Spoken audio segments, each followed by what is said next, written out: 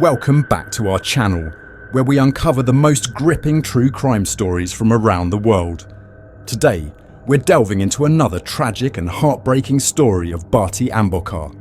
On July 10th, 2023, a private call was received at a police station in New Mumbai from an anonymous individual. This police station was situated in a city named Urnan. The caller informed the police that a woman's body had been discovered near a desolate road close to the station. Acting swiftly, the police rushed to the scene to begin their investigation. Upon arrival, they determined that the deceased woman was approximately 55 years old. The police secured the body and searched the surrounding area for clues, but found none. No jewellery or items were found on the woman's body to aid in identification. However, the police did discover a pair of eyeglasses some distance away, which might have belonged to her. Subsequently, the woman's body was sent for a post-mortem examination. When the post-mortem report arrived, the police were shocked by its findings. According to the report, the woman had been shot twice in the head, and after the shots were fired, her throat had been slashed with a sharp weapon. The police were bewildered by the brutality of the crime, wondering how someone could be so cruel. They now faced the dual challenge of identifying the deceased woman and finding her murderer. The police questioned residents in the surrounding areas, but no one knew anything about the woman. They also checked with every police station to see if there had been any reports of a missing 55-year-old woman, but no such reports had been filed. The biggest question before the investigators was the identity of the woman. Before proceeding, I'd like to share an important message with everyone. We've been exerting our utmost effort to produce top-notch content on our channel. Despite our dedication over a considerable period, we're yet to reach our initial goal of 1,000 subscribers, with 97% of our viewers yet to subscribe. Therefore, we kindly ask you to consider subscribing to our channel if you enjoy our content.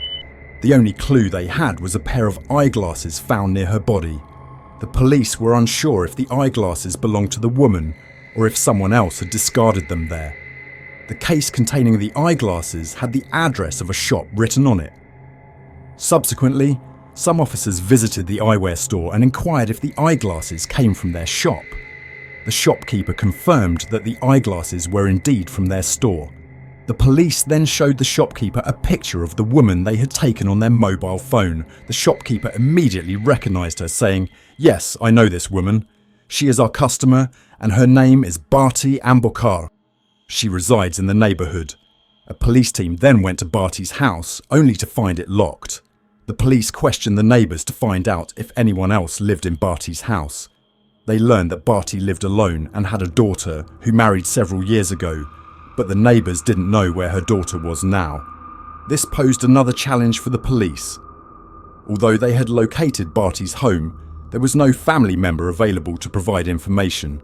The neighbours reported that Barti had last been seen leaving her home on July 10th, mentioning she was going to visit her son-in-law and daughter. With Barti's mobile number in hand, the police began tracing her calls, leading them to a frequently contacted number. They identified this number as belonging to her son-in-law, Mayuresh Ajit. The police then contacted Mayuresh and requested that he come to the station. Mayuresh went to the police station, where he was informed of all the details regarding his mother-in-law's murder. Overcome with emotion, he started crying. During the subsequent interrogation, the police began to suspect him due to his nervous behaviour and stuttering speech. They also noted that the location data from Mayuresh's mobile phone placed him near the crime scene on the day of the murder. As the questioning intensified, Mayuresh became increasingly anxious and eventually confessed to killing his mother-in-law, Barti. When asked about his motive, he explained that she had been bothering him a lot, which drove him to commit the crime. The police felt satisfied, believing they had quickly solved the case. However, they were unaware that a new case was about to unfold. They asked Mayuresh how he had harmed his mother-in-law, and he narrated the entire incident. He mentioned that on July 10th, when he approached his mother-in-law, she expressed a desire to meet her daughter. Mayuresh placed his mother-in-law in the car, accompanied by two friends. As the car approached a deserted road, Mayuresh pulled over, took out his pistol, and fired 2 shots at his mother-in-law. Fueled by anger, He then took out a knife and slashed her throat to ensure she was dead. The police subsequently took Mayuresh's 2 friends into custody for their involvement in the incident. However, one investigator began to question the motive, finding it hard to believe that a man would kill his mother-in-law simply because she wanted to meet her daughter. This suspicion led the investigator to ask Mayuresh again, "Where is your wife?" When the investigators mentioned wanting to interrogate Mayuresh's wife, he became visibly nervous. The investigators, growing more stern, insisted on interviewing his wife and recording her statement. Mayuresh then revealed that he could not introduce them to his wife because she had passed away in August 2022. While investigating one murder, the authorities found themselves confronted with another case.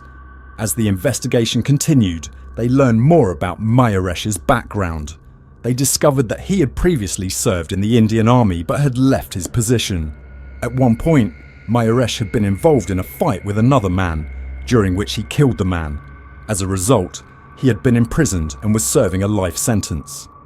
After some time, Mayuresh filed a case in the High Court, was granted bail, and met a girl named Preety. They fell in love, and Mayuresh knew he would eventually be released from prison. At that time, he had around 9 lakh rupees at home, which he gave to Preety, telling her that they would get married once he was out of jail. True to his word, the court acquitted Mayuresh of all charges, and after his release, he married Preety. Their life was initially filled with joy and happiness.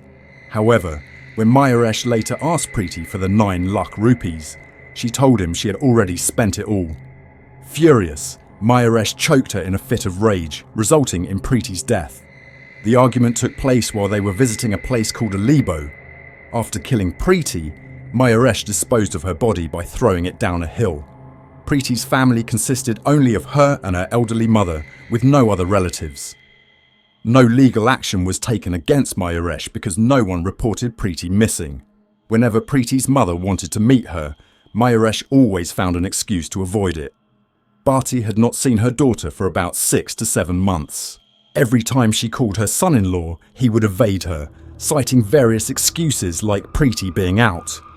One day, Barti warned Mayuresh that she would file a complaint with the police if he didn't arrange a meeting with her daughter. The mention of the police alarmed Mayuresh, as he knew it could lead to serious trouble for him. Worried about the potential repercussions, Mayuresh decided to take drastic action. On July 10th, 2023, he went to Barti's house with his friends, claiming they would arrange a meeting with her daughter. However, when their car reached a deserted road, Mayuresh and his friends murdered Barti. During the struggle, Barti dropped a case of eyeglasses she was holding when Mayuresh hit her. This eyeglasses case later became a key piece of evidence. While investigating Barti's murder, the police also managed to solve the murder case of her daughter, Preety. Additionally, the Q Crime channel offers numerous other captivating cases for you to explore. Don't forget to like, subscribe and turn on notifications to stay updated with Q Crime Story videos every day. Farewell for now, and we eagerly anticipate your presence in our future videos.